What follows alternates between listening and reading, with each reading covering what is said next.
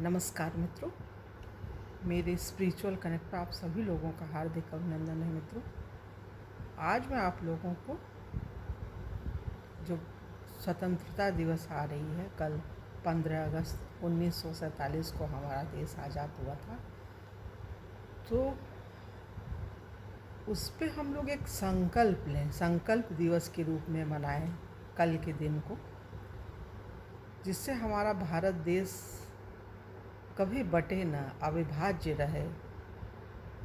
जितना बचा है वो तो बचा रहा है, उसमें तो कोई किसी प्रकार का वो ना हो, फूट पड़े, डिवीज़न हो।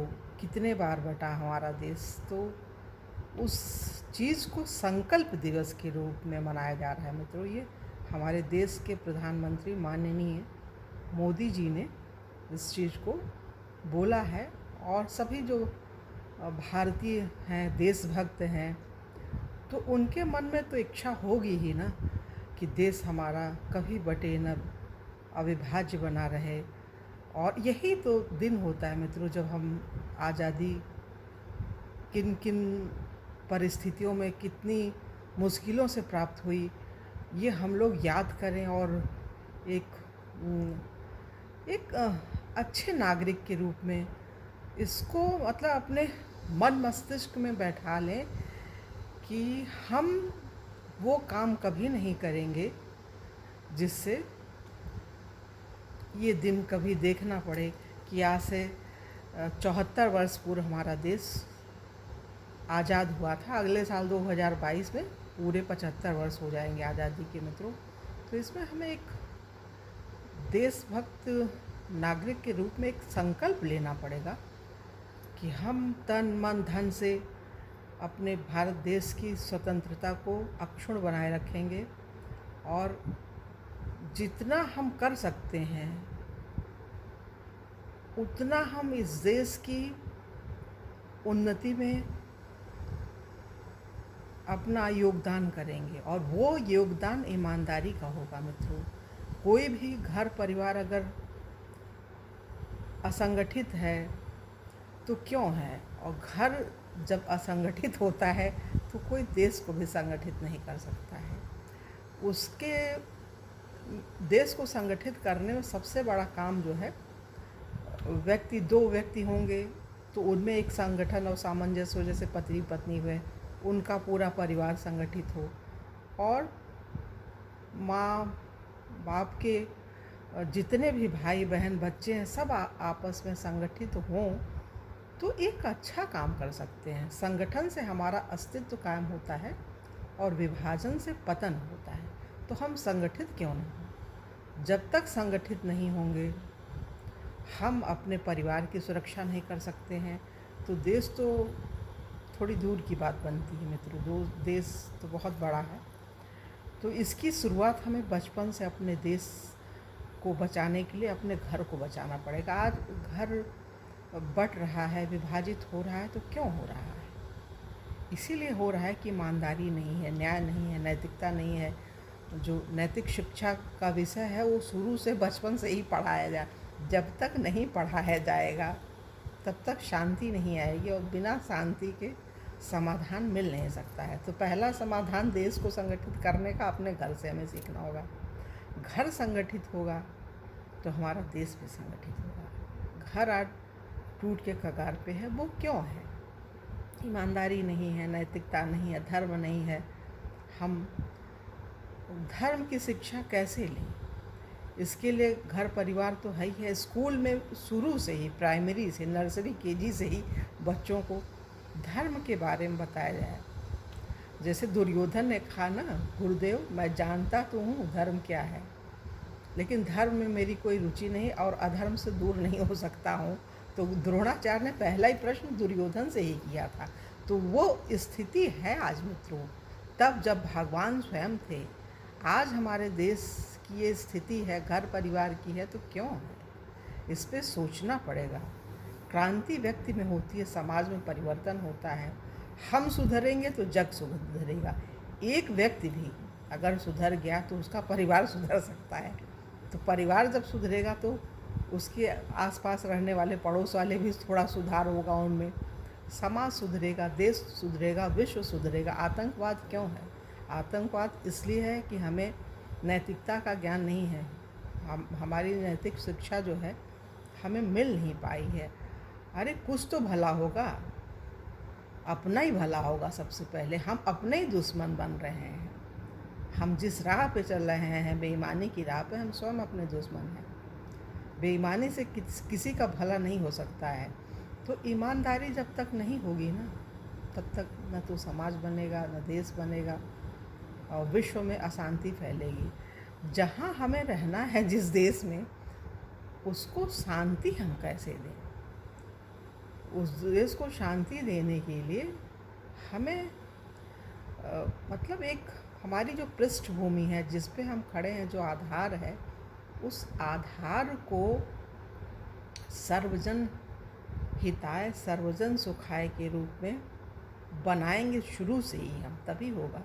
इसमें जो है बड़े लोग हैं, जो समझदार हैं, जिनके अंदर धर्म की विशेष भावनाएं हैं, वही धर्म को बांट सकते हैं, वही उन्हीं के अंदर सहनशीलता है। इसमें बड़ा त्याग करना पड़ता है। धार्मिक व्यक्ति को बहुत सहना पड़ता है। धर्म की बातें आज लोग सुनते नहीं हैं। उनका कोई जैसे इसे कुछ लेना ही देना नहीं है धर्म से। उन्हें क्या, बस उनका घर परिवार, बस इतने से ही वो संतुष्ट हैं। चलिए ठीक है, उतने ही सही, संतुष्ट तो हैं। बहुत से लोग हैं घर में ही विघटन करा देते हैं, समझ कम है। तो समझ लाने के लिए सत्संग ज़रूरत है। सत्संग की मतलब बहुत ही महती आवश्यकता है सत्संग के जीवन में। जब तक सत्संग नहीं होगा, सत्संग कुछ नहीं है, सत्य का संग है।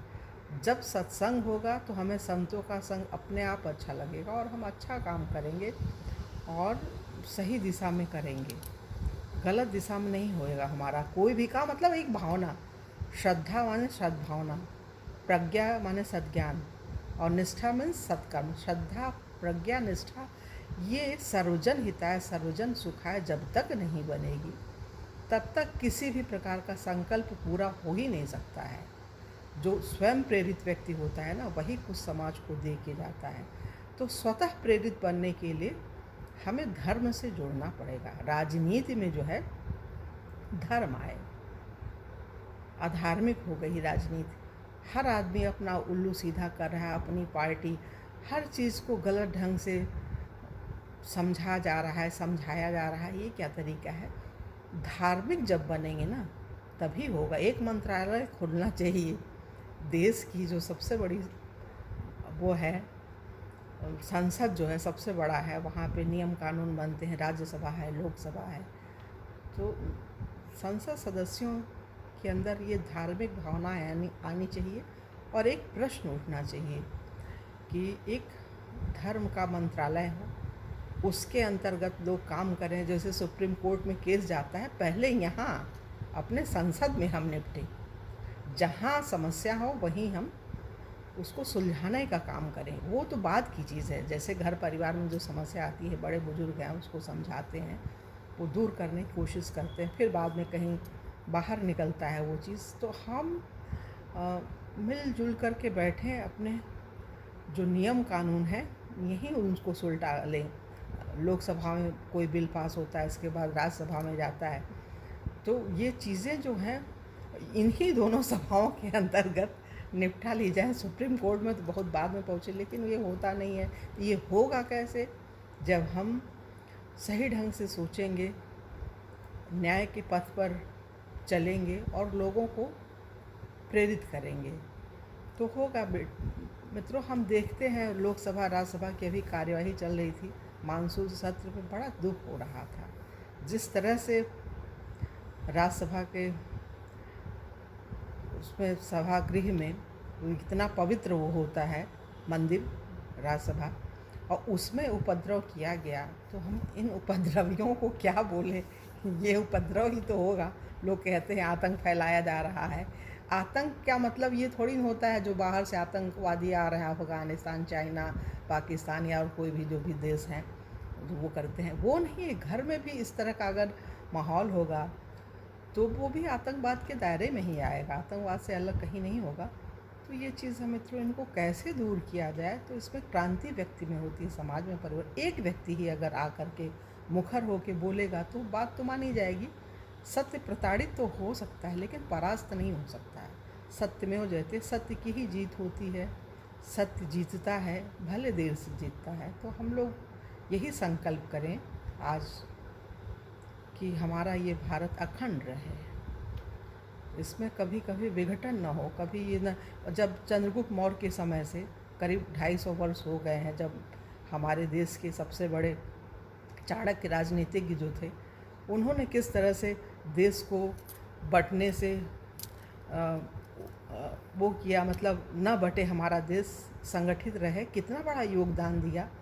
और सारा काम करते रहे, अंत में जाकर के अमात्य राक्षस को उन्होंने राजगद्दी, मतलब मंत्रालय, जो मेन प्रधानमंत्री का दायित्व उनको दिया और स्वयं नहीं ली।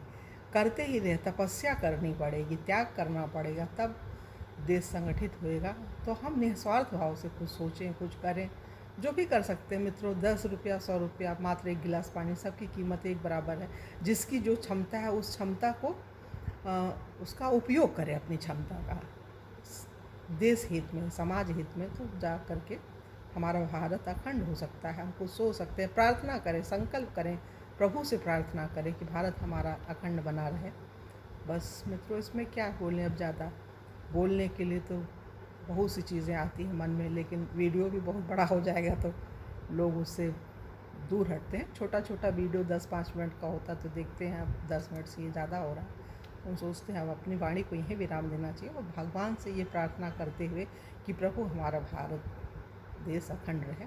सबको, हमारे समस्त 135 करोड़ देशवासियों को ये सद्बुद्धि दीजिए कि अपने देश को विघटन से बचाएं।